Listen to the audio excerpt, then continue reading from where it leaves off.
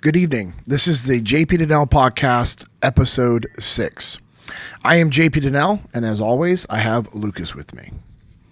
Put on all of God's armor so that you will be able to stand firm against all strategies of the devil.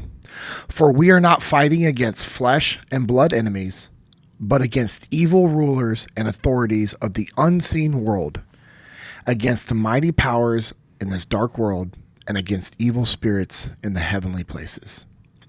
Ephesians 6, 11 through 12. This next section I'm going to read is from the footnotes in my Every Man's Study Bible that I got off Amazon. You can order off Amazon. It's Every Man's Study Bible. I know I've made posts about it and people have asked where to get it. For me, it's an awesome Bible. I really like just the footnotes and just the additional study things that I can get from it. While we may be firmly grounded in sound doctrine and accept our responsibility to live godly lives, we need to be aware of the fierce, invisible warfare being waged against us. Our spiritual struggles could be the result of a direct attack by a spiritual enemy. As we surrender our lives to God, He will stand with us in battle. When we understand that our battle is not of this world, we will realize our need to depend on God's power instead of our own. Man, there are so many directions we can go into from that statement alone. This also reminds me of a sign we have over most of the doors in the SEAL teams that said, "The enemy thanks you for not giving 100% today." This sign was a reminder to not get complacent, and to make sure you did everything you were supposed to do. To me, Ephesians 6, 11 through 12 is that same type of reminder for the spiritual warfare we are all dealing with every single day. Now, I know Danny started to dive into this on our last episode, but I wanted to open up this door a little bit as we review and dive into what we learned from Danny's episode. Now, I won't go further into the scripture on this because I know when Danny comes back on the podcast, he wants to dive deeper into this as he talks about his pursuit event and what's come of that. Lucas, what's up, buddy? How you doing? What's going on, man? I'm good. I'm just like, I'm enjoying listening to you talk about the armor of God. Let's go. Especially like from when we get to jump into it with Danny. Yes. I want to know, because I've done, and I'll have to bring some notes up. I've got a friend who is getting her PhD in, I want to make sure that I get this right, Roman archaeological studies and historic dig sites. Dude, it's like she was going to St. Andrews over in Scotland. It was really, really intense. So one of the things that she did is she did this in-depth study on the armor of God and what each one of those pieces would have meant to the Romans. Right? That like the belt is actually where they would have, you know how like your admirals and like generals and all that, they've got like the stars and stuff on their collar. Yep. The belt is what signified like what rank you were. So that's interesting. There's some cool stuff in there. So I'll have to bring up those notes whenever we come in to do it. Because in the military, there's different colors of belts to distinguish between enlisted to officers. Really? Yeah. Dude, that's cool. And I didn't know also that. from E1 to E6, and then from E7 and above is different. So for E7 and above, and then all of officers, you'd have a tan belt. Really? I don't think I can get in trouble. That's the statute of limitations. I think is well past. Right. I'm just kidding when I make that statement. But when we were in Ramadi, Jocko and Seth put me in a position of leadership. Okay. So Seth, myself, an interpreter, and a handful of SEALs, we went out to the eastern side of Ramadi to live and fight out of a forward operating base. So we were working with the 1st 506 Infantry Division, the Band of Brothers. Yeah, that's who we were getting to work with. So is this, hold on. I was listening to an episode today where he was talking about, are you one of the volunteers that got put into... Yes. Like the heavy, everything. He talks about the operating base. Yeah, and we went 11. And put our names up on the board. I went up there first. I just listened to that today. Awesome. Okay. And so we were out there, and I get put into this position of leadership, and I'm like, dude, like I'm super young. I'm the most junior ranking guy in our task unit. Now I'm in this position of leadership, and dude, I bought a tan rigger's belt, like the combat belt that we'd wear on our uniform. Yeah. At the main base, because I knew we were going over there and I was going to be in this position. I bought a tan belt. So when I was going to these briefs and doing all these things with Seth and everything, because we didn't wear our rank on our actual uniform. Right. When in combat, it's not like you have like your so. Yeah. Because they would pick you off. They would want to get the senior most people if they could figure out. Yeah, there is that thought process to it also for sure. But then also we just didn't, in combat, you didn't have your rank on, you know? That makes sense too. But dude, it was awesome. I had this tan belt and guys just assumed, because I definitely couldn't have been an E7 and above for how young I was. Right. And how young I looked. I mean, I turned 23 the month before we deployed to Ramadi. So I'm definitely not an E7. Right. So they all assumed I was a junior officer. And it didn't come up until, like, I want to say later in our deployment, where one of the Army leaders said something about me and referred to me as like a junior officer. And Seth was confused. He's like, "What are you talking about?" Like, "Yeah, the JO with you, like JP." And he's like, he's an E5. And they're like, "He has a tan belt on." And Seth just started, I guess, cracking up laughing because he realized it. But think about this, like the power of the relationships that we had with these soldiers and these Marines. Yeah. They thought it was funny too. It makes sense. But you guys were, protecting them. Yes. And we had built a phenomenal relationship at this time. Now, had it been back stateside or at a big base where there wasn't a lot of combat, I mean, we were living in blown out buildings that we built up on dirt floors, that we built up with plywood so that we weren't sleeping on the dirt. I mean, it was rough living. It was the best living. It was absolutely incredible. So there's that aspect to it as well. Sure. But if, like, when I tell that story to people, like, veterans are just like, how long did you wear the belt before whole deployment? Oh, I'm sorry, I interrupted you. Yeah, but before they figured it out. Like I said, I think it was, man, towards the end, like at least halfway, maybe 3/4 of the way through the deployment, and it was just like this. It was just comical. And Seth was just. Seth thought it was the funniest thing ever. Oh man, called me a knucklehead. He's like you couldn't do that at a jiu-jitsu school. Oh no, that'd be like you walk in with a purple belt and you're like, yeah, I'm fine. They're like, just everybody annihilates bro, you. you're a white belt. Yeah. But from the leadership standpoint, from a ranking standpoint, it was funny. And Seth just called me a knucklehead. He laughed and he was just like, I didn't even notice, you know? That's brilliant, man. But, yeah. Yeah. So, okay. Well, great. Anyways, that's amazing that you were able to pull that off. It was kind of funny. And it's wild. It's what a coincidence that I was listening to that episode today. Yeah. So the place that you volunteered to go, and now we're totally off script, but the place that you volunteered to go is there is no script. Yeah, is where the heaviest firefighting was going. It's the most sustained combat. That forward operating base was attacked every single day by small arms fire, mortars, RPGs, snipers, machine gun fire. I mean, you'd be walking from the building that we lived in to the chow hall, and you could, like, there'd be times where the base would be getting attacked and they're trying to like attack the base. So you go jump up in a tower, up on a rooftop, and actually get in a gunfight with enemy fighters. And just in the middle of the base. Now, is this the literally place from the rooftop of the building we slept in? Is this the place that your shower got blown up? Yes. Yes. Okay, can you tell that story? Because I'm sure a lot of the people that are listening haven't heard that, and it's one of my favorite JP stories. I think it was on episode 46 of Jocko's podcast, right? Yeah, it was early on when you. Yeah, I think it was episode 46 because people made all these funny memes about what I'm about to say.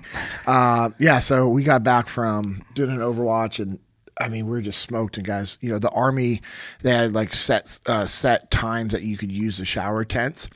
And which just makes sense. You're dealing with big Army, big Marine Corps, a lot of soldiers and Marines, and so it's got to be regulated. And you know, we had these set times, and it just, you know, we're out there doing crazy operations. We're not on a set schedule, and again, power of relationships. We built really good relationships with these guys, and I remember going and talking to them. I'm like, hey man, is there any way like we could can we get the combo? We won't share it with anybody else, but can we get the combo so that way we can shower in the middle of the night or in the middle of the day, like when we come back from operations, and we'll make sure it's just us. We'll, you know, lock it up and everything be good to go. And he's an E8 man. And which is high ranking enlisted guy. E9 is the highest that you can go as an enlisted guy. So he was up there, and he was just like, yeah, man, no problem. You know, I get it. again, power relationships, talking to him like a human, asking him for help. And he understood what was going on.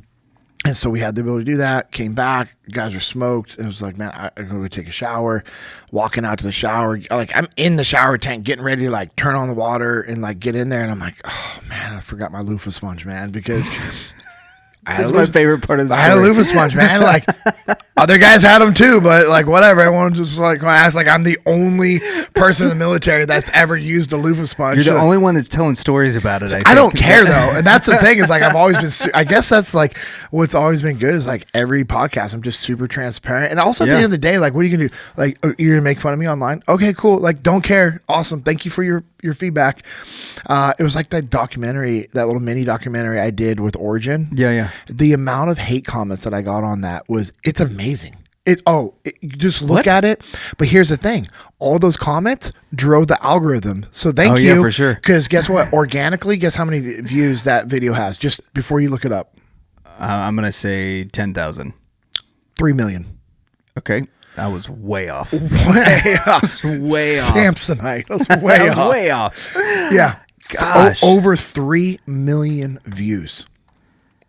Okay, I haven't seen this, and so yeah. So I'm gonna have to. I'm gonna watch put it later. in there that I'm gonna have to link to this and the so look in the show notes to this episode. You'll find a link to that. Awesome.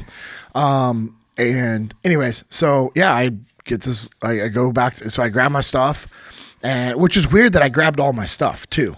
But I'm like, right, yeah. But I'm like, also I have set things I do. I do things a certain way most of the time so that I just don't forget things. And so I grab all my stuff, put my boots back on, walking back to the building. And as I'm like walking up the stairs to get into the building, the shower tank gets hit by mortars.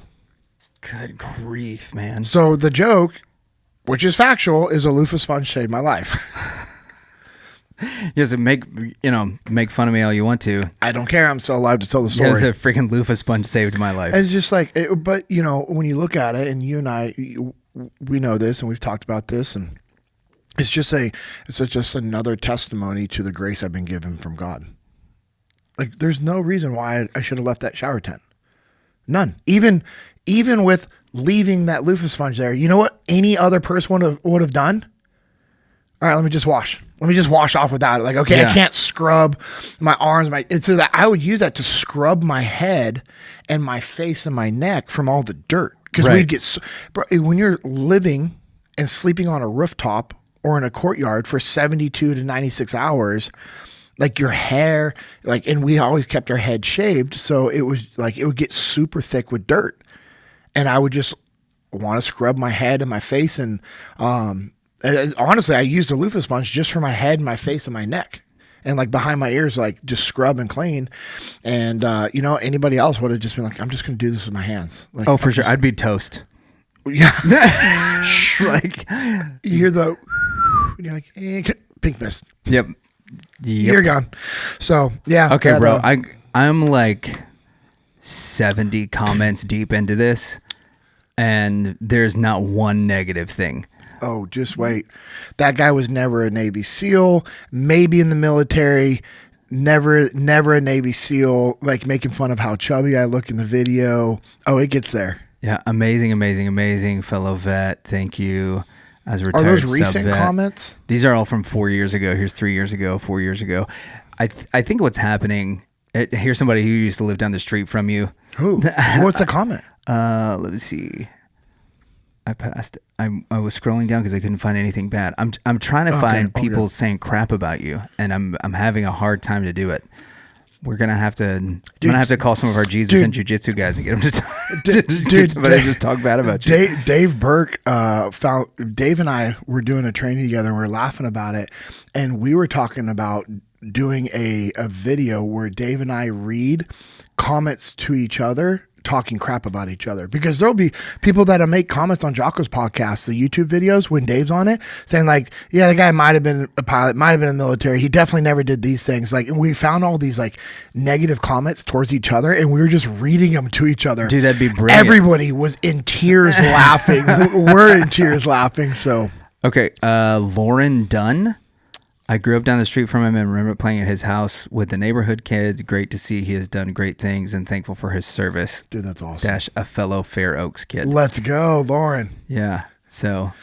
Well, I'm going to have to get back on there and look at it's been a while since I've actually looked at the comments. Yeah, well, when it first came out, I literally replied to every single comment. Everything that I'm seeing now, and I'm like. Well, that's cool. Yeah. There were some that were just hilarious. Like, this is an awesome video. What a great guy. I was moved to tears. Thank you. One of my favorite Echelon Front speakers. Okay, I stand corrected. You're worthy of tremendous respect. Thank you. Thank you.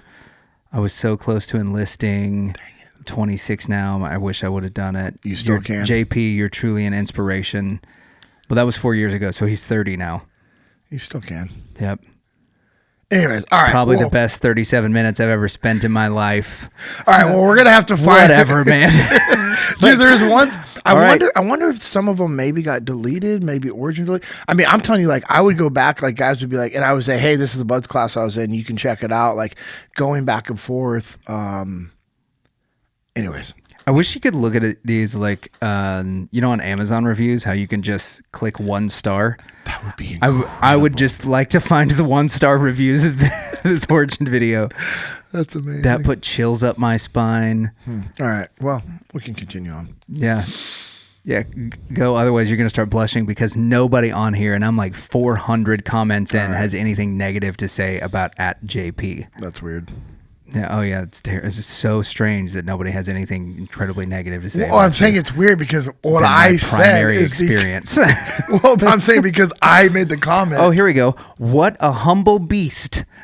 Bless you, brother. Whatever. You know what? I'm going to show you that I literally am reading this as you're talking to us about. Right there it is. What a humble beast. There you go. So I'm not even making that up.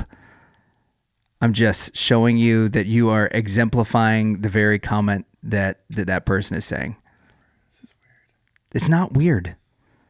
You're making it weird because you're wanting people to say bad things about you. I don't want anybody to say anything bad. Good. What I'm saying it's weird is that I made that comment and now you can't find it. So I feel stupid. No, don't feel dumb. I'll find it. I've got a video out on the internet from the very first band I ever played with. Yes. And this was this song that I like poured my heart and soul into. And the very first comment goes, "This song effing sucks." And it's got like, this was like when YouTube was brand new and we thought we were so cutting edge because we had a thing we were playing at what is now Gas Monkey Garage. Oh, so yeah. back when it was like, I forget what it's called, like Fire or something. Yeah. And and that was the comment that was first on that. And so I just pinned it and let it be the top comment on that YouTube video. That's the way to do it. I need to start doing that. Yep. Pinning negative comments. Made me feel like a real humble beast and a real American hero. Shut up. I hate you. All right. What do you got from your takeaway from listening to Danny jerk?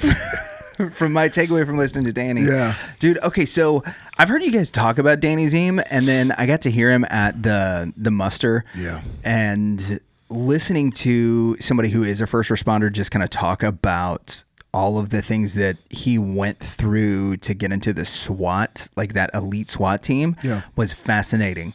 Hearing him talk about his exploded tailbone was insane. Yeah. Right? Like I cannot fathom everything that went into that whole bit of the story. And I have told that story like 5 times since then.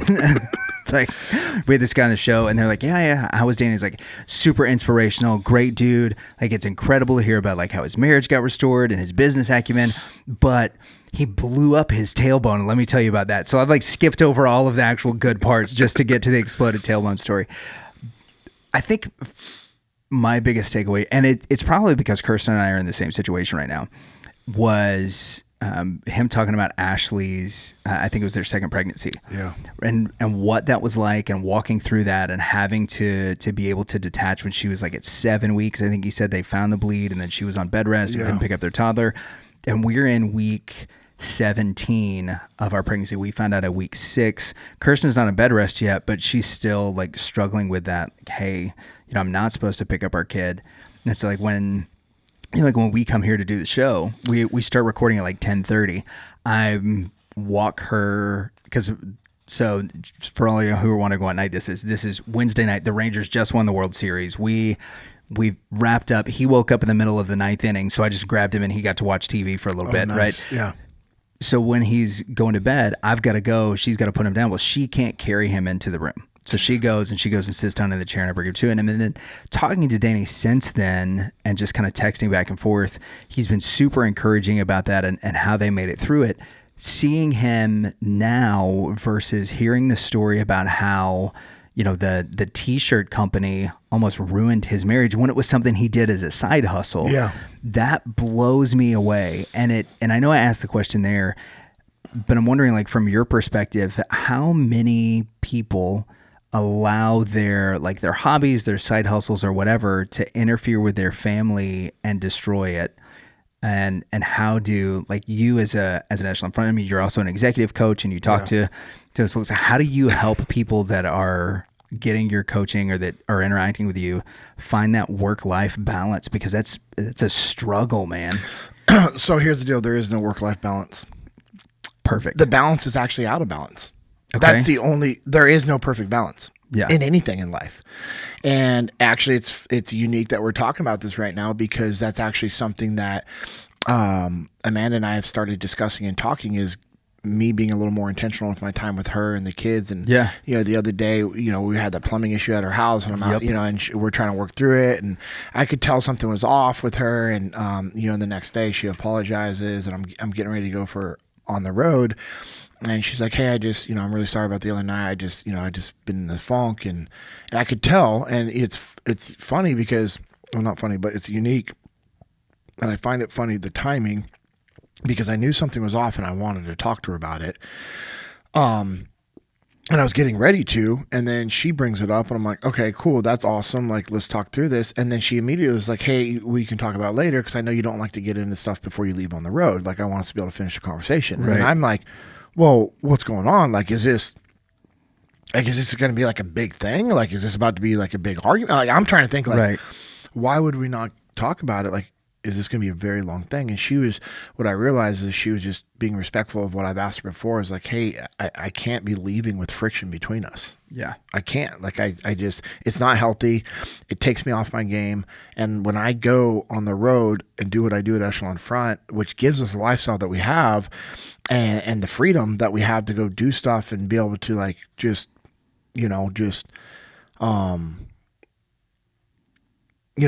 have a better quality of life for our kids and be able to tithe and give to ministries and do stuff. I mean, like the stuff we were talking about a couple of weeks ago, like just being able to take a friend out to lunch or something like that gives you the financial freedom that you guys and it's zero need. Like, it's something that we don't have to think about. Like, I can be like, hey, like it's like zero factor to us right now. I mean, we're not reckless like people can be, and we're not, but we do it because that's what we love to do. And for us, it's a form of, like, that's kind of like both of our love language is like taking care of people and doing things for people. We like, and man, she's at a next level with her thoughtfulness. It's insane.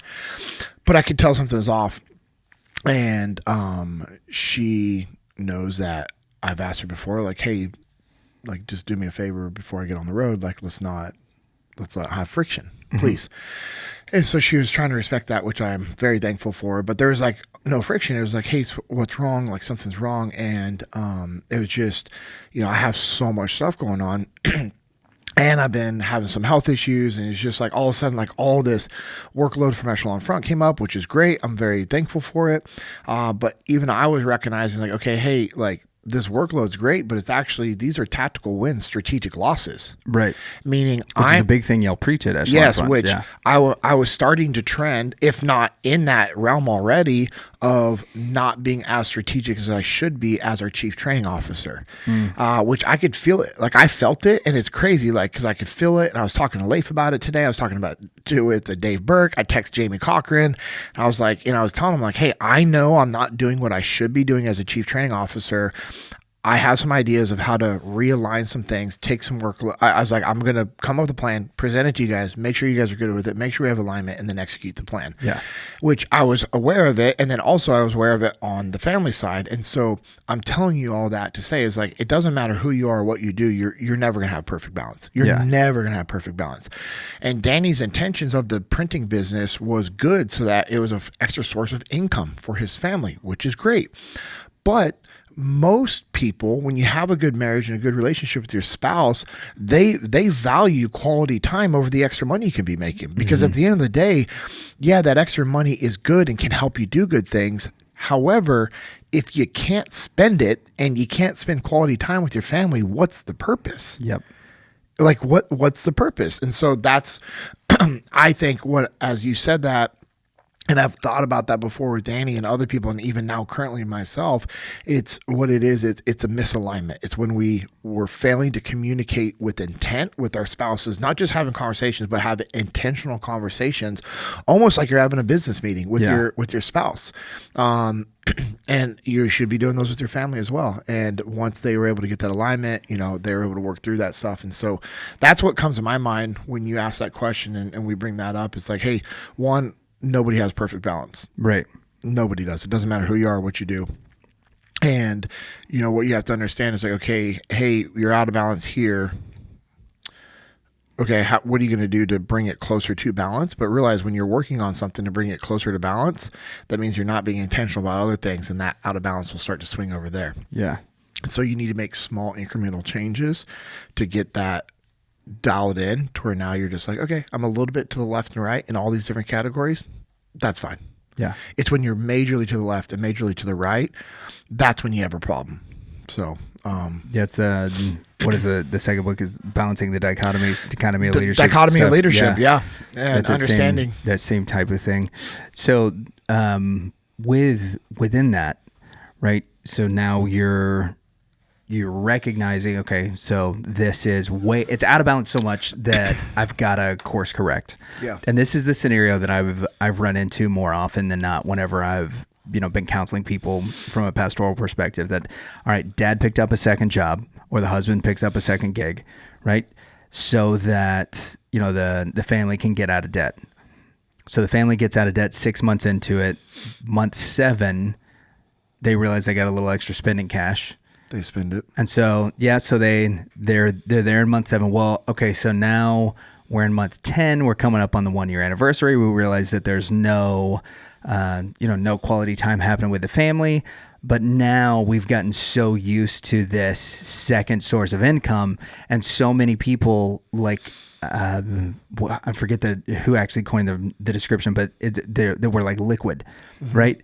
And in the sense that we move to fill our container. 100%. And so that's what they've done. And then we have to work and counsel back into, okay, now you've got to, all right, so now at month 10, now you've got 5 months of being really used to this extra.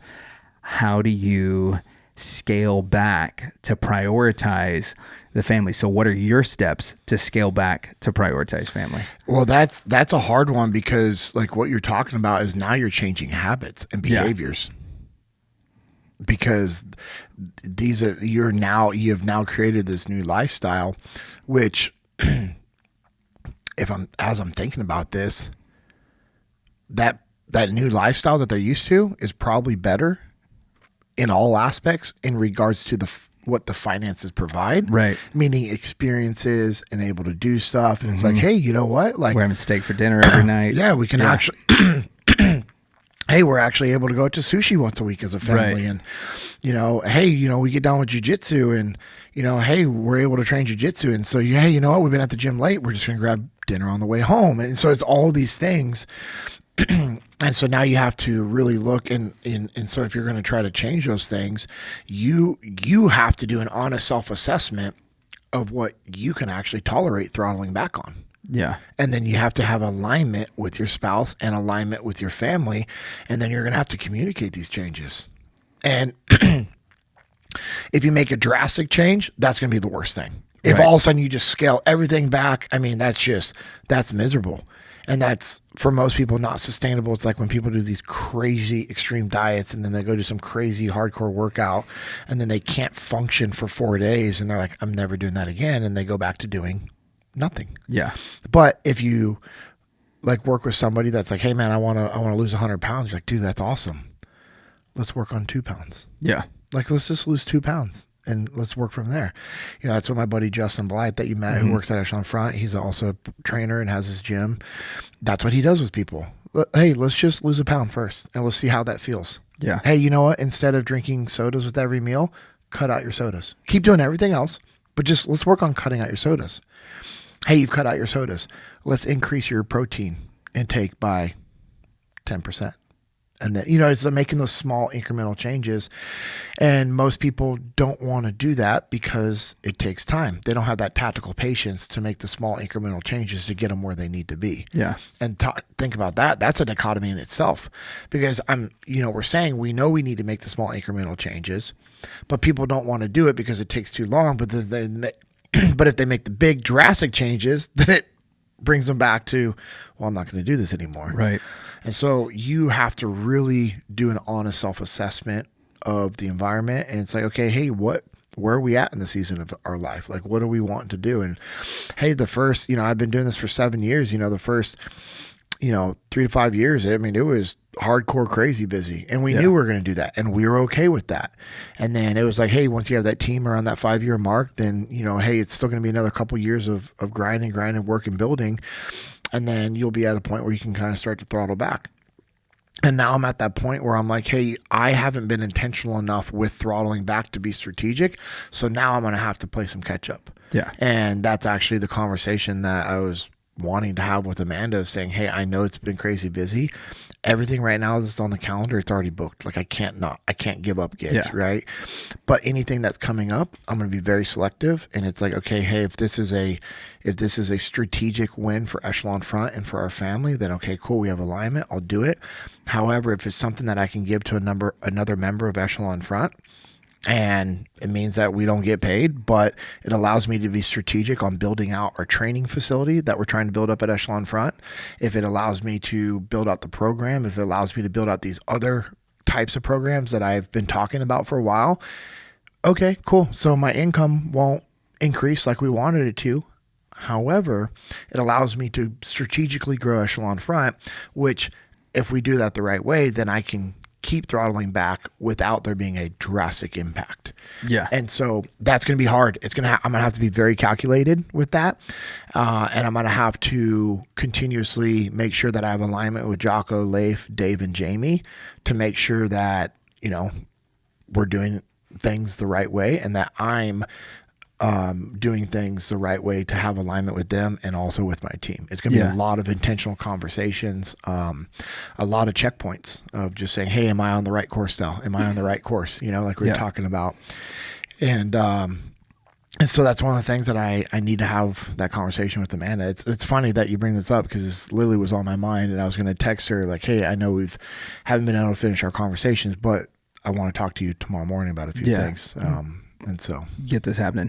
Yeah, that's something that I think is so interesting when we talk with people who are like leaders in organizations, is balancing out that strategic versus that tactical. Yeah. Because the tactical wins may put more money in your pocket like right now. Yeah. Right. Or they may feel better right now, but in the long run, like if you lose on the strategic side, like you're done. Yeah. You're done. Like all of those tactical wins do not add up to long-term success. And so, okay, so you're scaling back. You've got to give somebody else some more gigs. But if the training side of things, if you're able to run a few more FTXs and all of that stuff, like in the long run, that means that your position and everything that you're doing is more sustainable, more comfortable, and all that. But if you stick with just doing the tactical things and like taking every speaking gig that's available to you, the FTXs could fall completely off because they don't have leadership. Yeah, well, I mean, they wouldn't because Cody. Right. Oh, yeah, right? for sure they but wouldn't. I know what you're talking about. Yeah. If Cody wasn't equipped and in his position, exactly, then you're spot 100% correct. Yeah. Now they wouldn't because Cody has made it to where he doesn't need me for FTXs. Right. However, what he needs me doing is being more strategic to grow the business and grow relationships, and grow a training command. Because if we build out our training command, we're able to training location, I should say, facility. There can be multiple forms of training that we do at Echelon Front at this location. That's sick. So right now, Justin is literally working with different contractors to get quotes for build outs of like, okay, hey, we buy land. This is what it looks like. Hey, if we buy an existing place, what does it look to renovate? Hey, if we take over, this commercial spot and that, is having so that's what we're currently doing here at Echelon Front. So if you're in the DFW area and you know of what we're kind of looking for, hit me up and I'll get you connected with Justin, because that's literally what we're working through right so now. Cool. But think about that, because once that's built up and we're running training in and out of that, and I'm there running that training, I don't have to travel as much. Right. Because the training will be local. So it allows me to be more present with my wife, with my kids, and doing all those things of what we wanted to do. Yeah. So that's where we're kind of at right now. And it'd be a fun place to like take Aiden and the girls, you know? Yes. As to go check it out. I mean, so like I said, listening to episode 11, yeah, right? We're talking about that forward operating base that you end up at.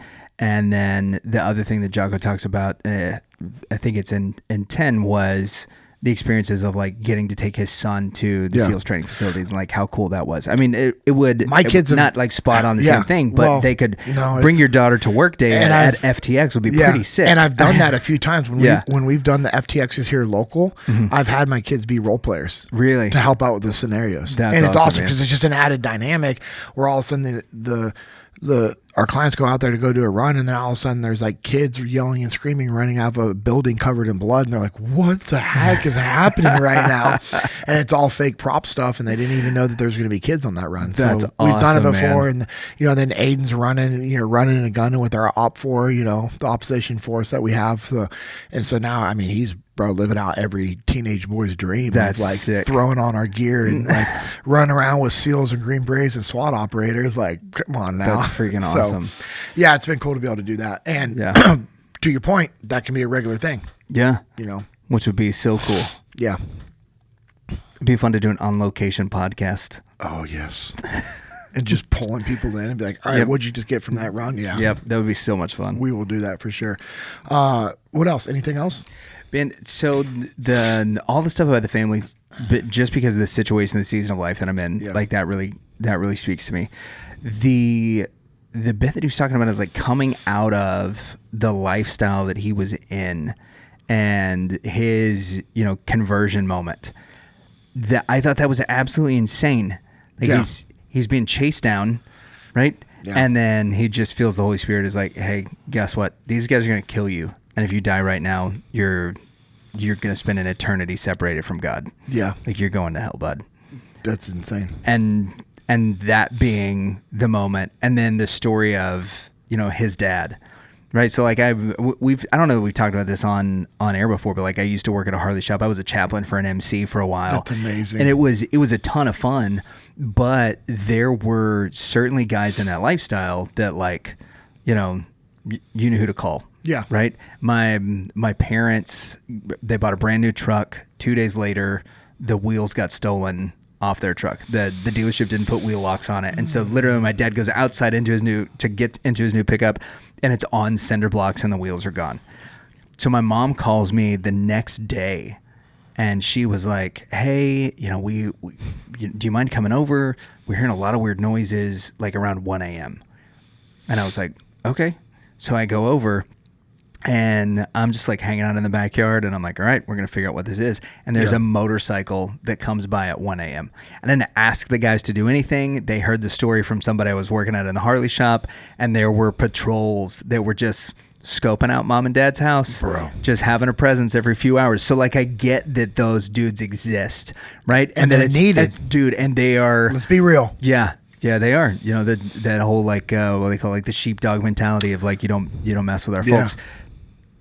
Danny's dad's gonna call those guys and then stops and says, "Hey," and Danny's like, "No, I don't want you to call him. What you're going to do. I need you to listen to me. I just got saved."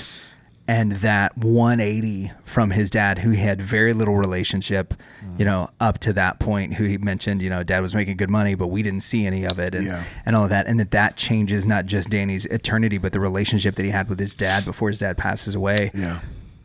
That's super powerful, man. I loved it. Yeah, that got me right in the feels.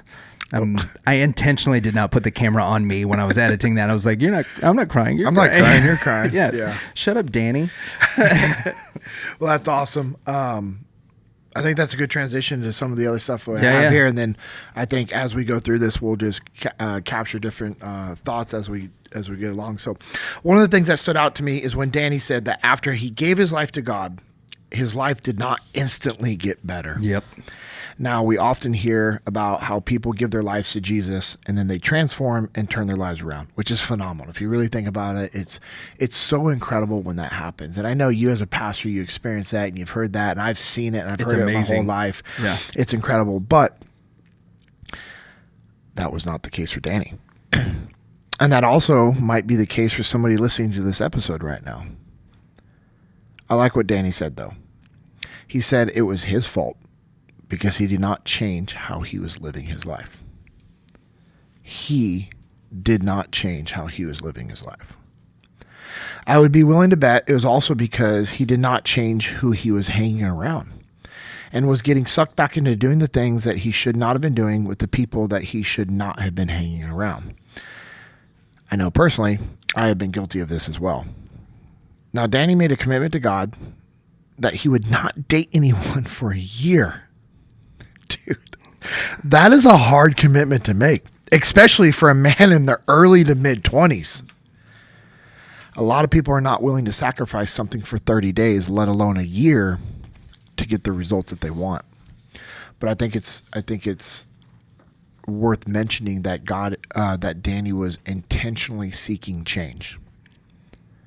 Talking about change is one thing, but talk is cheap, man. He was intentional. He was seeking it out, and he made a commitment. And like I've known that story. I've known Danny my whole life. I've known that story, and it just makes me extra proud of the man that he is to be like in his mid 20s to be like, you know what? I'm not going to date. I'm surrendering this to you, God. Like, it's incredible. Like, in his level of commitment for a year. Like I just said, people don't even want to do something for 30. They can't do something for 30 days. They can't change a habit, let alone something very difficult and very tempting for a year. The level of discipline and dedication that he has, that alone is a lesson that we could all draw from. Think of all the things that we're addicted to. Sugar, processed food, eating too much food. A friend of mine, or I should say acquaintance of mine, made a post on social media about eating habits. And, the stuff that she puts out is phenomenal. And her and her boyfriend have a lot of really good stuff about training and just health and fitness in general. And she made this post and she was talking about how it's not normal to eat until you're in pain. That's not normal.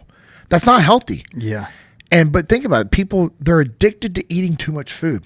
They're addicted to alcohol. They're addicted to drugs, watching stuff that they should not be watching. Adults, you know what I'm talking about. I'm trying to make this age friendly, which that alone, we know how bad that is. Dating just because we're lonely, like the addiction to being with somebody, to having somebody in their life, buying material things to keep up with what is cool, scrolling on social media, and so many other things that provide us literally no value and will do nothing to help us move our lives forward in a positive manner.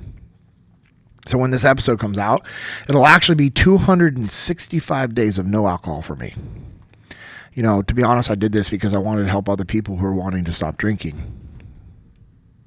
How does me stopping drinking help them? Well, to be honest, it might not.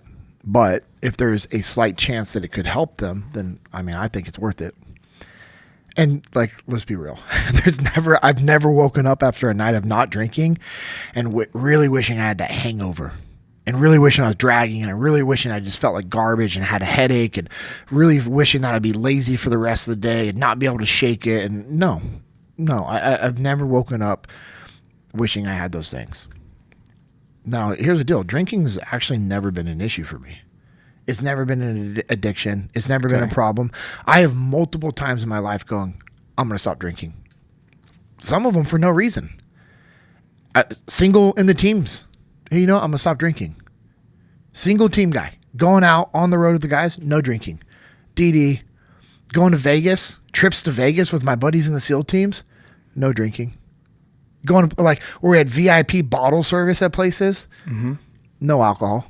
So it's never been an addiction. And I understand that I'm actually very lucky. I'm very lucky because I know for some it is an issue and they need help, sometimes medical help. And there's absolutely nothing wrong with that. There's literally nothing wrong with the people that need that help. I have a lot of respect for people that seek out that help. I have people in my life that have had to seek out that help, and that's good. I'm proud of them. But they ultimately need to fully surrender that to God, because that's what's going to get rid of that addiction. And you got to look at it from a different perspective. They need to understand that the temptations to drink is actually an attack from the devil in the form of spiritual warfare. I realized that the more I drank, the more I'd get lazy and I would get complacent with things. That's exactly what the devil wants. He doesn't want you being proactive. He doesn't want you being disciplined. He doesn't want you working hard. He doesn't want you focused on being a better version. He doesn't want you healthy. He wants you lazy. He wants you overweight. He wants you addicted to things. He wants that control. Like, that's what he wants. Now, when I was drinking recently, I never did anything that I should not have. Now, when I was younger, I've talked about that, DUI, unfortunately, which is very unfortunate. Learn, just stupid stuff, right. Getting in fights out town, getting arrested for fighting because I was drinking, just stupid stuff. But, in the recent years, it's not like I was like, hey, I should stop drinking because, man, I did something really stupid last night or I got lucky. But the complacency was creeping in. I would get in stupid arguments with Amanda. Nothing major, nothing bad, but just like stupid arguments, like saying stupid things, taking little jabs, getting irritated. It was never good. As I look back, I realized that this also was an attack. If my marriage could be attacked and weakened, then it would literally take away from the testimony that Amanda and I have. Therefore, that would take away from us helping other couples. It would also take away from my story that I share with clients at Echelon Front about using the principles of extreme ownership to restore our marriage. And it would also take away from us trying to build up the kingdom, which is something that's important to us. That's a priority. Now, I know I've talked about this before on the Jesus and Jiu-Jitsu podcast, and I've talked about this on Jocko's podcast, but for me, a big thing that I was able to fully surrender to God when I went to Pursuit was the whole watching things that I should not be watching. And man, it's been since February of 2022 that I have not watched any of that stuff, and I've not had any temptation to do so either. Dude, that's the crazy part. Dude, closed that door, sealed that door shut. Wow. It was damaging our marriage. It was destroying my perspective on something that was given to us as a gift from God. It literally ruins and destroys our brains.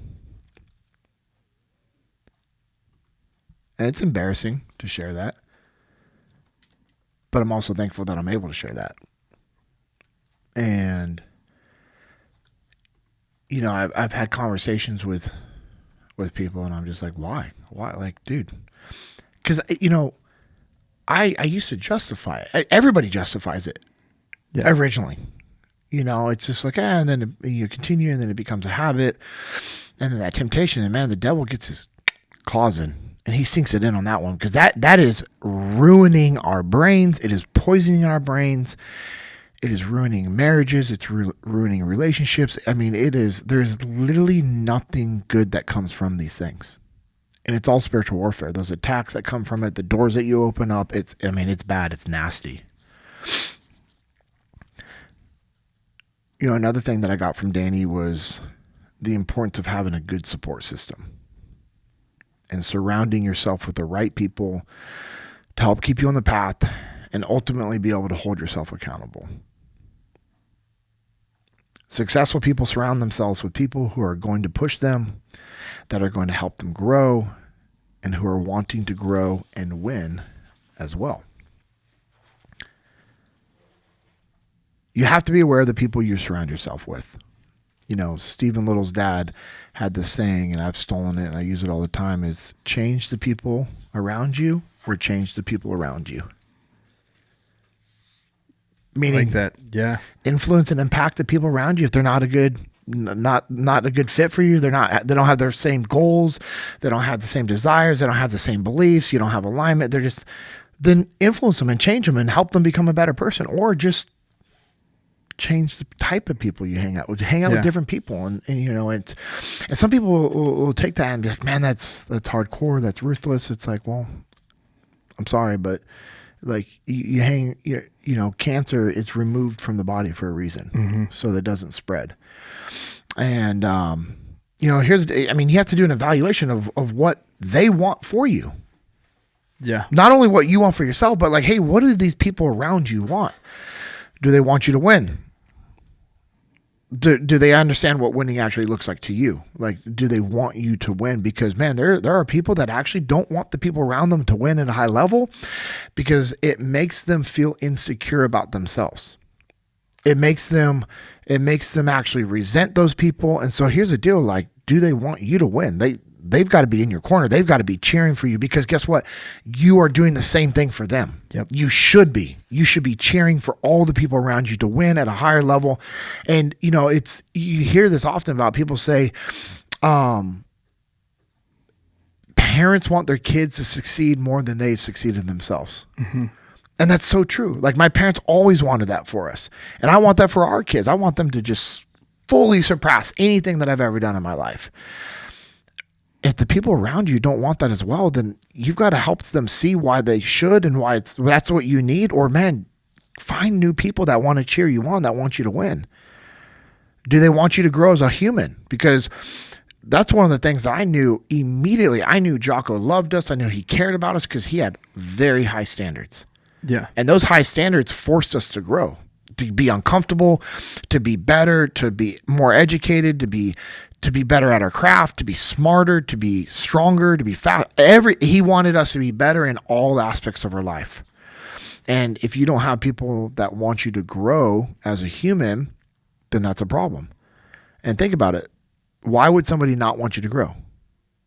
It's because of their ego. Yeah. And if their ego gets in the way from them wanting and supporting you with growth, then they might actually sabotage you. And that's a dangerous thing. Do they want you to be better in all aspects of life? Do they want to help you? Are they willing to help you? I talked on Jocko's podcast about how Josh Strasburger emulates cover and move. Okay. Episode 406. I was just on, and we talked about it. I mean, Josh, you need help. He's there. Mm-hmm. Tonight was Aiden's first wrestling match, and I'm thankful I was able to be there. I was actually supposed to be in New York working with a client tomorrow. They had to change and push it back to the first quarter of 2024, which I was actually stoked when I realized that, because that was last Wednesday. That never happens. Yeah. And all of a sudden, I'm sitting in the car. We get done doing it at FTX, and Jack and I are headed back to the hotel to meet up with Jocko and Jamie as they're flying in. We had another big workshop the next day down in Houston, and he goes, so-and-so just had to cancel, your gig next Thursday. It's going to have to be pushed. And I was like, thinking about it. I'm like, dude, that's awesome. And he looked at me like, what? I'm like, Aiden's first wrestling match is on Wednesday. That means I'm going to be able to be there. I'm going to be able to be there for that wrestling match. And I'm like, dude, that's awesome. Like, I'm super stoked about that. And,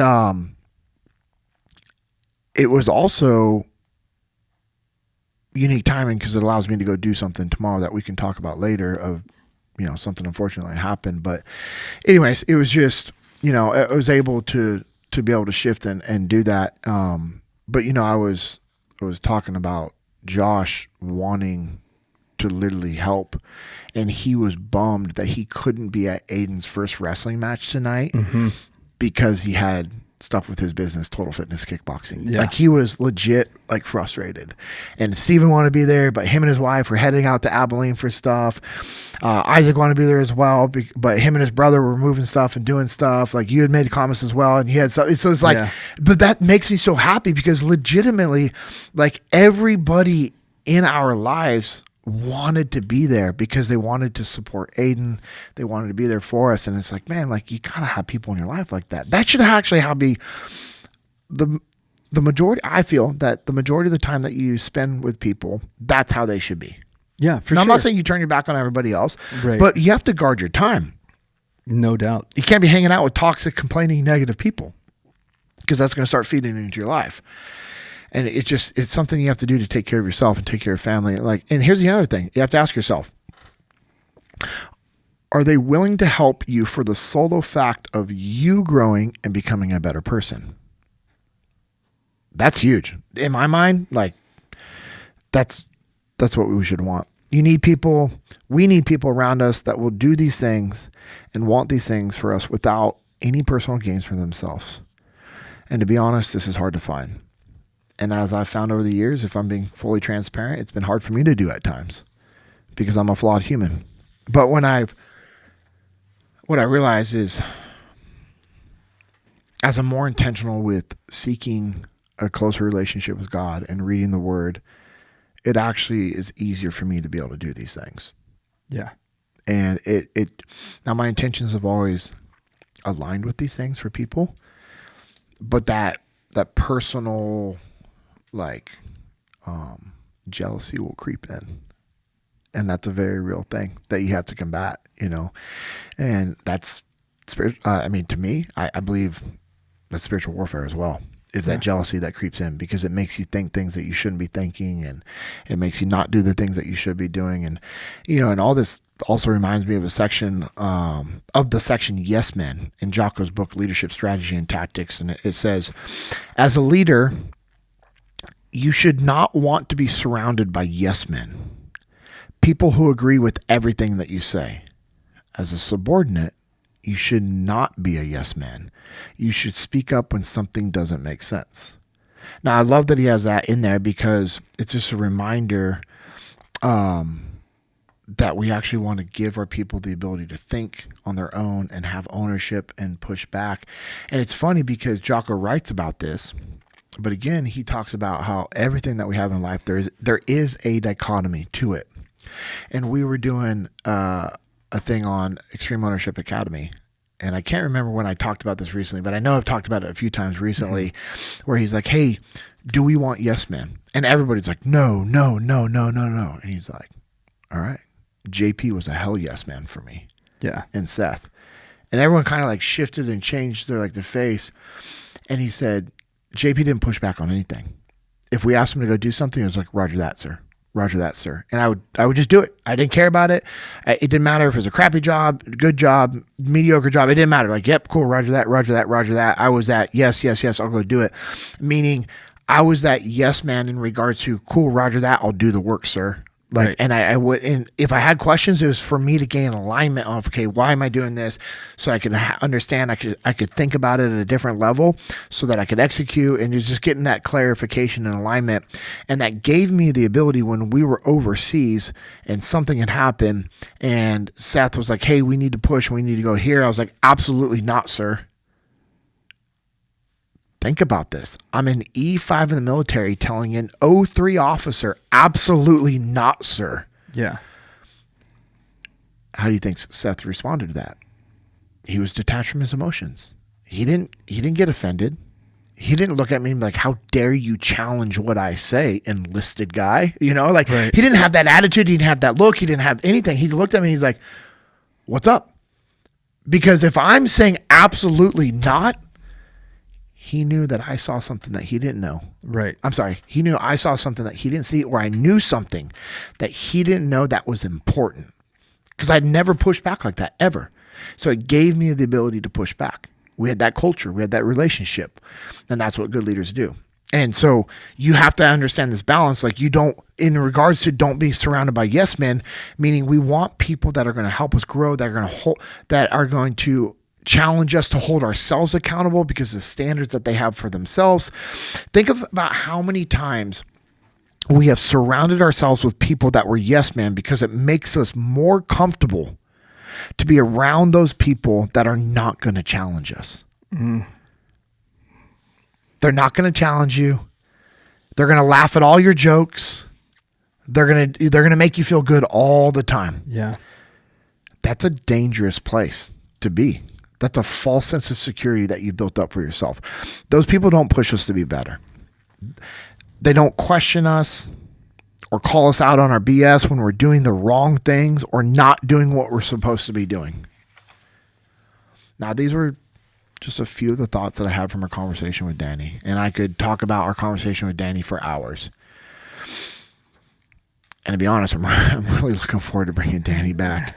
Me too, man. For an episode or 2 or 3 more, so we can dive deeper into some of the things he wants to talk about. So those are kind of my thoughts from Danny's episode. And like, what do you got? Anything to add to any of those thoughts or any questions? So we do have some questions from people, and if you're watching on YouTube and you leave stuff in the comments, we do read all of those. JP and I respond to most, if not all, of the comments that are there. Yep. And so we know that some of you have some questions for Danny, and we'll ask those coming up whenever he comes back on. My question is kind of about your journey, right? Okay. So you mentioned watching things that you weren't supposed to watch. So as you're talking about that, I hopped on Barna, and if you don't know what Barna is, it's a Christian research site. A lot of what is it? Barna, Barna. Barna, okay. Right. So they do a lot of independent studies, but they also, like, you can pay them to conduct research for you. So like if you had a specific thing that you wanted to do, if you're working on a paper, or if you have something that, like, let's say you want to find out how many churches within your area have, one that we recently had a friend that did, a minority pastor that's pastoring a church in an area that has the majority of his congregation is ethnicities other than his. They can do like surveys that are like that specific. So it's crazy, right? But one of the things that they've really been on the last few years is people that are looking at things on the internet that they shouldn't, right? Yeah. Average age of exposure for young boys, 8 years old. No way. Average age for young girls, 10. What? So, and these are really new statistics, right? And this coming in, how often do you seek this out, right? Ages 13 plus, okay? How often are you seeking out, like, you're physically going to look at something like that daily? 68% of the boys, or the young men, the teens that were surveyed, said that they are looking for that daily. Right, so if we wanted to talk about something that is like an epidemic, it's an attack, man. It's massive, right? In adults 25 and older, they've got this list of things that, like, are, quote, usually wrong. So they give them a survey. It's like, all right, so this is on a scale of 1 to 5. It's always wrong, usually wrong, sometimes wrong, whatever, right? Taking something that belongs to somebody else, 95%. And that's 25 and older. 13 to 17 and 18 to 24 line up, taking something that belongs to somebody else. 88% of them said that was wrong. Okay. Viewing explicit images in a TV or movie, right? Both groups said that was the least wrong of the 11 things that they were asked. What? Then the bottom 3 for ages 13 to 24 all had to do with sexually explicit things that less than 30% of the people surveyed, and you got over 2,000 people surveyed, felt like those things were wrong at all. So what you're talking about is something that, I know you want to make sure that we're not talking about things that are too explicit because kids are there, but this is something that, like, parents are having to deal with, right? So not only do you have to, like, do you monitor your kids' devices, but I also think that it's important, yes, right? Yeah, yes. you have to do that, right? And even the stuff that's like, quote, kids safe will have a lot of stuff that's at least suggestive. Yeah, or the commercials that they play during that stuff. You're like, sure. Bro. So you've got a teenage son, you got a couple of daughters, right? Yeah. So from we got our first boy, our second one's on the way, right? So my first question is a parenting question, which is, okay, so you've been redeemed, right? You've been restored from this. Yeah. How do parents, how can they, or do you know how they can start the conversation with their kid about, like, hey, I know that there are a lot of people that are doing this. You likely have seen this, or even with a young kid, like, hey, make sure that you come tell mom and dad if you see anything that makes you uncomfortable or whatever. Yeah. How do you have those conversations with your kids so that they don't end up running to this and doing something that's damaging, like not just to their relationships and their spousal relationships in the future, because we deal with this with premarital counseling all the time, but also, but oftentimes that's the first time it gets addressed. So like as a parent, right, or as a mentor or whatever, how do you begin to have those conversations so that you can prevent these young people from going down a road that's going to be damaging for their marriage, but also before that, that's damaging them even though they don't realize it? Yeah. So, I mean, the first thing that I would just respond to that, I don't know if this is not like, I'm not answering your question yet. Sure, yeah. Is the first thing I would ask you and ask all the listeners that are like, yeah, hey, like I'm wondering the same thing, is if you knew something was going to kill your kid, would you talk to them about it? 100%. So why would you not have the same conversation? Because I'm uncomfortable. Okay. Yeah. No, I'm just saying, like, that's the reason why. Right? Exactly. Yeah. So uncomfortable now or uncomfortable down the road, right, when there's major trauma. Yeah. Or, yeah, I mean, I don't even, like, just where this can go for kids, it really bothers me. Yeah. Because, yeah, I mean, dude. Ooh, okay, so you got to have the conversation. Okay. And here's the deal. If you're not having the conversation because you're uncomfortable, then you're selfish and you're a bad parent. And I'm calling you out. I think it's fair. And you got a problem with that, let's talk about it as adults. I'm not challenging you, but I'm telling you, you are a bad parent if you're not willing to have a hard conversation with your kids. Yeah, I think that's fair. It's going to damage your kids. It will. There's actual, like, I haven't looked this up, but now I want to. And but you know, I was talking about it with Jocko one time, and he was like, "Dude, there's studies where it says it damages your brain the same way as like meth does." Oh, for sure. Yeah, it opens up the neural pathways that it opens up, especially in like a younger brain. And this is a field that like my wife has studied, right? So she's a psych major.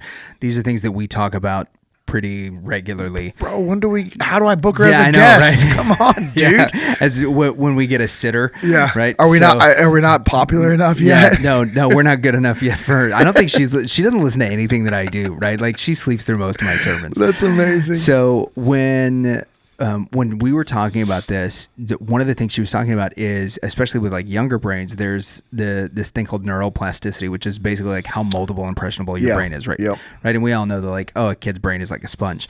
Well, when they are taking in this information, not only does it desensitize them just like a drug would, right? That like you have to use more over time in order to get the same effect. Not only does it desensitize them to intimacy with their future partners, but it alienates them from the people around them because they no longer have a gauge of what intimacy is like. And it goes so far as to like it's not even talking about like physical intimacy anymore. It's not even talking about like physical affection.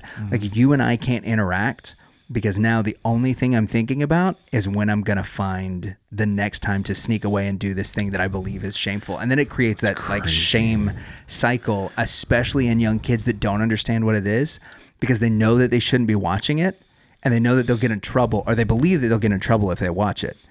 So they're hiding something from their parents that they don't understand.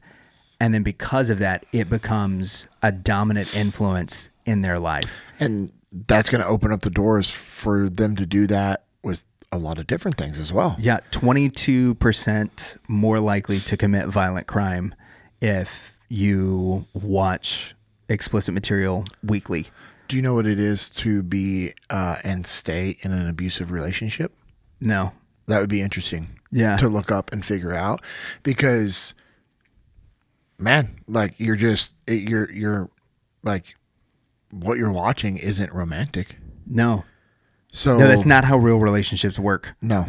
They take a lot of effort. Yeah. No. It's just, so now they're looking at it from the like where they like, oh well, they don't value themselves, or they're not being valued. So I mean that's actually, I guess that's how it works, right? Yeah. And then I would wonder the percentage of what it affects in regards to women staying in abusive relationships. Yeah.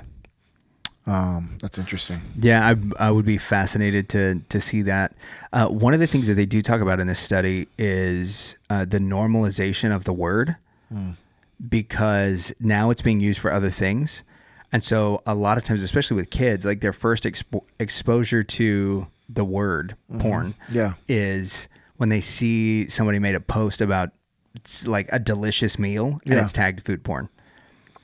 And so they see that, or they hear that on, a YouTube video or something that is made for kids. Wow. Right? And then they go look up because they want to know about a straight up attack, food man. stuff. This right? is an attack. They love food, or it's they add the word to everything. It's food, it's sports, it's whatever. And then the kid goes and looks that up. Well, all right, video number 1 on Google might be this. The video number 2 is probably taking you down a bad place, even if your safe search is on, and you're at any point in time, they say you're 4 clicks away from it. 4 clicks. Yeah. 4 clicks away. Mm-hmm. That is terrifying. Yep. So like what you're talking about is a incredibly prevalent part of our society, and something that's like hyper damaging and breaking it down. And so like while on, you may be talking about it and say, you're embarrassed, I think is what you said, to even like have to admit it. Yeah. Dude, that is, 68% of young men that are in the under 24 demographic are saying that they're seeking it out daily. Yeah. So the likelihood that, 40% of the people that are listening to this podcast are dealing with it weekly or something like that is huge. That's insane, man. So what are the things that you use? Like, obviously, okay, so you say a pursuit, you got like delivered from it. Like, what are the things that you use or that you recommend to people, right, to help them create a new habit instead of this? Yeah, that's why like pursuit was so impactful for me, because you actually worked through all the specific different things that you needed deliverance from, and to work on and to fix and improve. And so with that, it's the spirit of whoredom. Mm-hmm. And so you're actually calling out the spirit of whoredom and pushing it out and like actually rebuking it. You know? So you're calling it out in the name of Jesus Christ. You're like, hey, spirit of whoredom, I rebuke you in the name of Jesus Christ. I send you to the foot of the cross until the end of days. You have no stronghold. You have no authority over my life anymore. You're not welcome in my life, in my thoughts. Holy Spirit, fill that void in my heart. Shut the door, seal the door in the name of Jesus Christ. So you're actually you're attacking every one of these spirits specific by name. And the thought process behind it was, okay, so if somebody broke into my house and I hear somebody, I'm like, hey, get out of my house. And they run off. It's like, okay, yeah, cool. They're going to get out. They're going to leave, But if I knew it was you, and I'm like, Lucas, get out of my house. If you ever come back here again, I am going to kill you. What's the likelihood that you come back anytime soon? Oh, it's never happening. Unless I get complacent and you know what I mean? Right. And so that's why you have to be vigilant with your thoughts. The Bible tells us hold every thought captive. Mm-hmm. And so I've had to be very vigilant with my thoughts to make sure I'm not like going down rabbit holes that I shouldn't, watching the things I shouldn't. And, I would start to kind of like, you get sucked in on stuff on Instagram, and then all of a sudden it's like, oh, no, I know where this is going. Oh, yeah. I know where it's going. So I stop those things and I change those things. And the algorithm is designed for that. Like, well, you can actually change the algorithm by saying, I don't want to see anything related to this anymore. And now you have to be vigilant. You have to do that, but you do it enough and then it changes those things. Yep. And then you got to watch what you're looking and searching and just thinking about. So we did that at Pursuit. You can do, there's so many different things, different of those spirits that you can do. Yeah. Jealousy, rage, anger, perverseness, witchcraft, all those things, that's why Pursuit is, it's just something that people have to experience. So for me, being able to do that with the authority that I did it, and then understanding how it was damaging and ruining my marriage and my relationship, like it's like there was nothing from that outweighs, like there's no desires that can even come close to what I want to obtain from my marriage and my relationship. And so for me to be able to like push that out, and it just, like I said, man, it's like been just like not even an issue or a thought. Right. And that's not the case for everybody. But, the thing is, like, if it does happen again, like once you've been in pursuit, you now have the tools. Like, even actually people listening to this can literally kind of like repeat what I just said and be intentional with it. Now, you have to be intentional. You have to do it with authority and conviction and actually want that to be removed. Right. They could do the same thing. Yeah. But, people should like seek help with those things. Yeah, for sure. For sure. You guys have and we do this too. We used to call them accountability partners. Yeah. But accountability felt too much like policing one another. Right. And that's what it eventually turns into, is instead of it being like an open relationship where we can like talk about things, whether they relate to our sin or not, then eventually like it devolves into, all right, you tell me the bad things you've done this week, and I'll tell you the bad things I've done this week, and we'll kind of go in our separate ways. But we call them bro checks. Yeah, right. So, but that is a way better way to look at it than that is like, yes, there's, so, hey, I'm struggling with something, like I've got somebody that I can go to and make that phone call. But you can't do that unless you are willing to, like, do what James says, like confess your sins one to another so that there can be healing, right? It's not talking about necessarily, I mean, it sometimes happens that like you are holding on to a sin that has, you have a physical ailment that is attached to a sin that you have not confessed and won't let go of. That happens all the time. Yep. But likewise, you get healing because now it's out there and you have somebody that's bearing that burden with you that will check on you or whatever. So I love the bro check. So walk me through how, or by say me, walk me and our listeners through what a bro check looks like when on both sides of it. So when you make the call, what's it look like? And then when you receive the call, how do you properly respond when somebody calls you for a bro check? So walk us through kind of both sides of what that looks like. Phone call, text message, Zoom, face to face. I mean, it's super, super complicated. Yeah. Like it's like really intense and complicated. Hey bro, you good? That's it. Are you good? I mean, seriously. Yeah, that's it. Okay. Yeah. No, like that's all it is. And so it's, I think they designed it that way for exactly what you just talked about. Like, hey man, tell me about your week. Where did you backslide this week? Right. You're like, wow, man, I've been looking forward to this conversation. Yeah, for sure. Like then all of a sudden you start getting real busy during those times. Yeah. And so the bro check is just more of like, hey, God put me on your heart. I'm sorry, God put you on my heart. Yeah. Yeah. You good? And you can be like, yeah, everything's good. Be like, you sure everything's good? And then you're like, yeah, and then if you're like, your tone changes maybe or a little body posture, then if you're being intentional and paying attention, be like, man, are you sure, man? Because God put you on my heart. I just want to make sure you're good. Like if there's anything do you need prayer for anything? Is there anything I can take off your plate? Anything specific? And then usually around that point, somebody will be like, nah, I'm not good, man. Let's talk about it. It's crazy. That's what Jocko did with me at Trade It. You know the story where he's like, hey man, you good? I'm like, yeah, man, I'm good. He's like, you sure? You good? I'm like, yeah.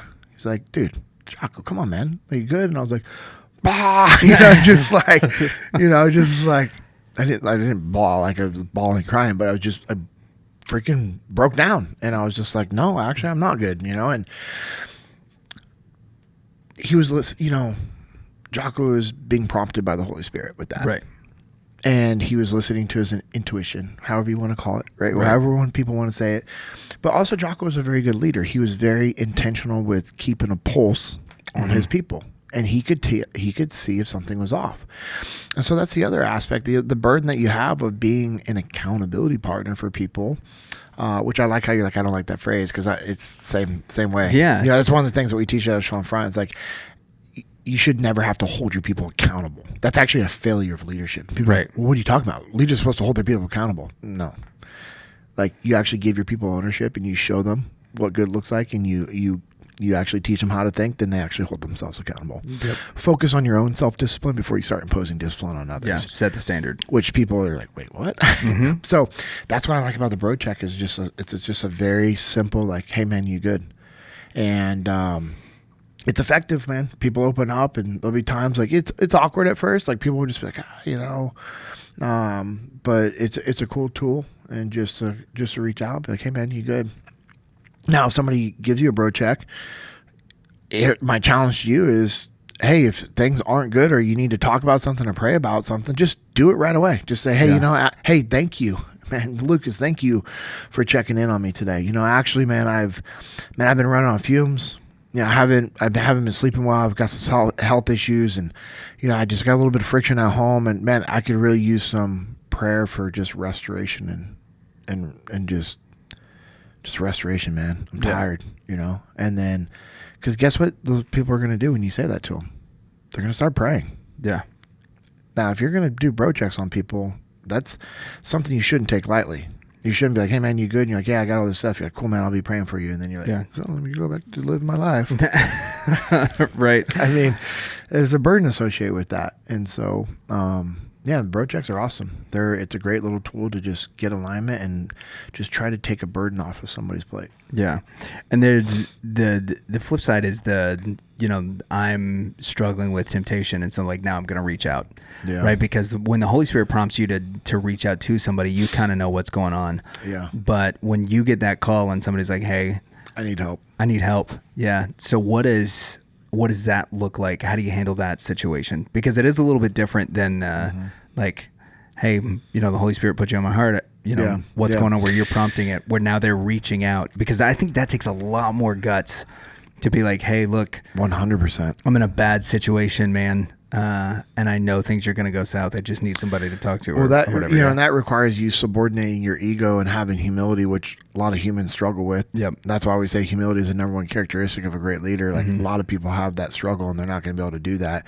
So if somebody comes to you and they're showing humility and they're saying, hey man, I need some help, the first thing I'm going to say is like, hey, try to find some empathy for them. Yeah. Listen with intent. And, so if you were to say, hey, JP, I need some help. Hey, I got some stuff going on. I'm going to literally pause from whatever I'm doing. I'm going to make sure I shift my focus to you 100%. And I'm going to say, hey, man, what's going on? I'm going to ask you like, hey, what's going on? And as you talk, I'm going to make sure I'm listening to everything that you're saying. I'm not going to have preconceived notions of what I think's going on. I'm not going to have any judgments. And then also challenging myself like, hey, no matter what Lucas says,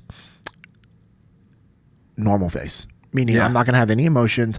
I'm not going to show you emotions, meaning like, what? Yeah. You did what? You're dealing with what? Like, no, it's going to be like, okay, well, hey, here's the deal. Game face. We can, it's game face, normal face. What Jocko calls it normal face. Like, and he had a little game with his kids where you play like normal face and you have like a empty paper towel thing. And he'd like looks like he's going to hit him or hit his kids, and they had to just have zero emotion. Really? Yeah. He talks about it eventually on his podcast. But, so me, one, it's going to be pausing, giving you full attention, empathy, listening with intent. When you're done talking, I'm still going to pause. I'm going to process everything. I'm going to ask more questions if I need to have more information, and then just let you know, like, hey, man, this is something we can work through. Yeah. Hey, you're not the first person to have this problem. Probably not going to be the last one. And so I'm gonna try to make it seem a little lighter than the burden that you're carrying. I'm going to make it not seem as bad as you think it is, because ultimately, like, hey, we're all sinned. And we're all sinners. And we're all going to continue sinning. We can submit this and we can give this to God. And so I have to also show somebody respect when they come and ask me for help. Yep. If you look at that from like a leadership standpoint too, if any of your people come to you and ask you for help, if they're like, hey man, this is what I'm struggling with, like, don't punish them for that. Because what's the likelihood they ever talk to you again about anything? Zero. Yeah, I was going to say rhymes with zero, right? It rhymes with zero. And so like, you just have to understand like, wow, they showed a lot of humility. It took a lot of courage for them to just come and say, hey man, I've been messing this up, or hey, this is what I'm struggling with, or hey, this is something I just can't figure out, and understand like I need your help. And so if you're in a leadership standpoint, like, that's a gift, man. Your people, that means that your people trust you. Yeah. They respect you. They care about you. They know that you care about them. Don't ruin that. I mean, that is an absolute gift if you think about that. And then if you're in that position where you need help, ask for help. There's nothing wrong with asking for help. Everybody needs help. Everybody needs to be able to talk through stuff and work through stuff with people. It doesn't matter who you are. There's not one human out there that's operating without help and not having to talk to people, not having to think through things. It doesn't matter who you are or what you're doing. You need to be able to seek that out. And here's the deal. And when you do that, you're exemplifying the most important characteristic of a good leader, which is humility. Being able to humble yourself, show transparency, and ask for help, that's a characteristic of a solid person. And those are the people I want to be surrounded with. Yeah. I think, what you're saying, especially like when it comes to a leader and somebody comes to you and says, hey, I'm struggling with this, that, and the other. You guys talk a lot at Echelon Front about not hitting the easy button. Yeah. And that's a big struggle that I have, is like somebody comes to me and they're like, oh, you know what? I'm having a hard time with this, that, or the other. And I'm like, oh, okay, cool. Why don't you take a couple of days off and I'll figure out how to handle your workload. When what they really need is for me to listen and say, okay, you know what? This is something that we can share. I can reallocate this, but I trust you enough to keep you here in the office, doing your job, versus me just assuming that, oh, you can't handle this. You're going to have a breakdown. And so this means I need to handle it for a few days. Yeah. And I thought the first couple of times I did that, I was like, I'm doing the right thing, right? They need time. I'm taking care of my people. I'm taking care of my people and whatever. And like the second or third time I did it for this one guy in particular, he was like, are you going to fire me? I was like, what are you talking about? I just offered to take all of this stuff so that I could do it. He's like, yeah, but then you don't need me. Yeah, like this is like the third time that you've told me whenever I've come to you with an issue, and you're just like, just take time off. And that's it. And I was like, no, I'm not going to fire you. I'm trying to help you out. And he goes, well, I would still like to work. I just need to find a solution to this. And I realized that, okay, so over the last like 4 or 5 months, I just hadn't been listening to him at all. Mm-hmm. And all of those days that I was giving him off, like thinking that I was helping him out. Making it worse. Oh, it was so much worse. He was just sitting there at home, like stressing, thinking like, I'm getting fired. I'm going to come back into the office and he's going to fire me and I'm not going to have any time. And I was like, bro, I wish you would have said something to me. And he goes, I thought I was. Oh my like, oh no, it's even worse. Right. So, that listening with intent, because, what I heard was, I need some time to figure some things out, or I'm struggling with a few things to figure out. And my solution was to like, okay, you go do your thing. I'll figure out how to solve this problem, instead of, listening with intent, asking questions and things like that. And I did. I made this poor kid for months. He was like thinking and talking to his wife. He's like, Lucas is going to fire me. Oh my gosh. There's no doubt about it. Like, I'm getting fired soon, though. We need to figure out a plan. She's trying to figure out what they're going to do. And it was all because I wasn't listening properly. So don't hit the easy button when it comes to that stuff, because you can actually make it way, way, way worse. And then the other thing is when you get that call, we talk a lot about, like in recovery groups, that the times when you're most susceptible to those kinds of things is, the acronym we use is BLAST, right? Bored, lonely, angry, stressed, tired. Those are the times when you're most susceptible. So if you get that call from somebody and you're like, hey, what do you think the cause is? Well, I'm really upset. I'm really angry right now. Okay.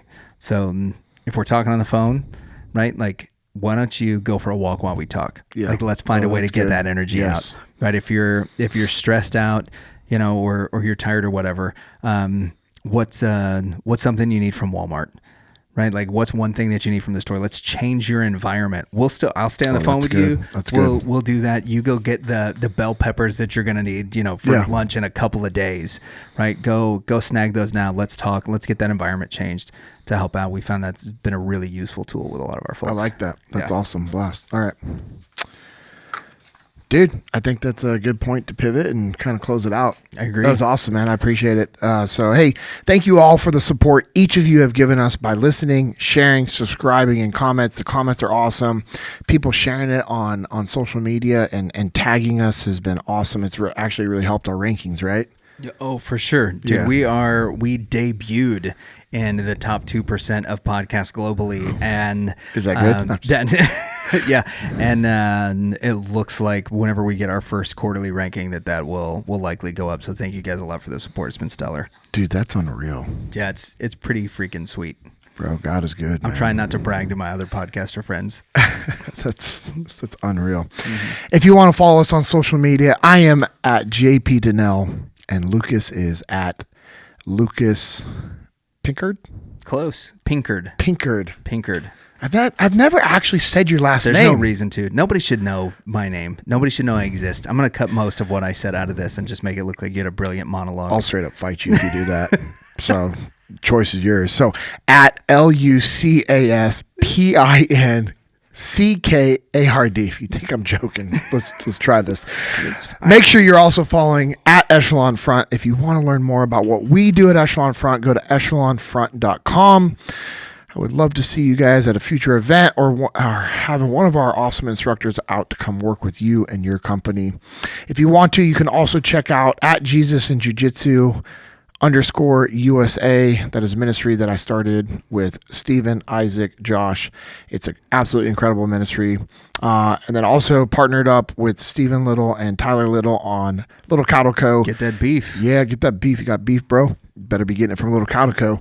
Anyways, that's at Little Cattle Co. LittleCattleCo. And our website is littlecattle.co, not .com, but .co. So it's our name as a website, which is pretty cool. And then also another business I have with Josh Strasburger on the Path Printing. I'm partners with all those endeavors. So if you want to check them out, you want to support them, I appreciate it. And also everyone that's checking out Origin and Jocko Fuel, appreciate you guys checking out and supporting those companies. American made products, absolutely incredible.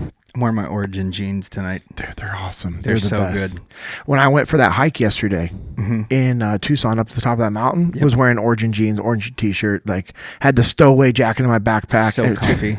It's unreal. So my wife asked me when I got the Delta, she was like, "What's it feel like you're wearing?" And I was like, "Not pants." Yeah. It's so good. It's, yeah. They should work that in. The next best thing to nude, Origin jeans. There you go, Pete. You can have that. Yeah, take that clip. Ty, take that clip. Use it. You're welcome. That'll end up on my ministry page. Yeah, exactly. I can tell you that I'm thankful to have a friend like Danny who has always challenged me, pushed me to be better, called me out on my BS when I was doing the wrong things, called me out when I was not doing what I was supposed to do. Friends like Danny make me want to be a better leader, a better father, a better husband, and a better Christian. And for that, I'm thankful. I hope each of you are able to be that person for those around you as we all try to make the most of this time that we've been given. This has been the JP Dinnell Podcast, Episode 6.